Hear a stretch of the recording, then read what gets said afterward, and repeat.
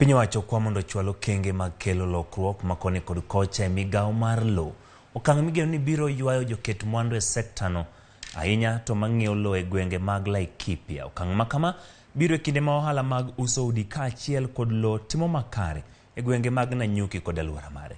E nyasi mar auchiel manyiso udi e gwenge mag Nanyuki, mane en jagoro maduong' e bwo migao mar udi kod wuoth Irungu Nyakera wacho ni thoth joket mwandu sani geto ng'iewo lope gwenge kaluwore gi kor lwasi makare kanyakla kod loth mar puothe.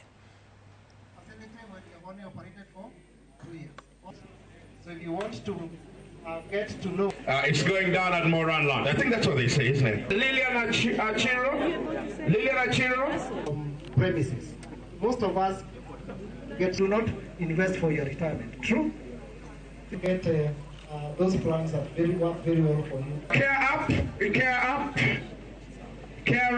One of the key challenges that we've been speaking about is on the integrity of the documents from the registry. Because when people lose faith in the documents that come out from the registry at the beginning, it means that then the sector, you get a lot of fraud and people stop trusting the system as well. So what we need is to have government policies that actually enhance the documentation of the registry to improve on the integrity.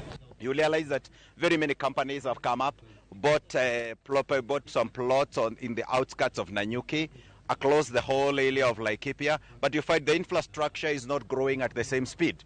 People are buying, but the infrastructure is not growing at that speed. The government is not investing quite enough as we expect it to invest. And this is where I think we need to become a little bit more aggressive. The government needs to become more aggressive to support us so that the real estate can really grow in this area. The government is partnership in collaboration is giving free land for the investors, then create a very conducive environment for investors to come in.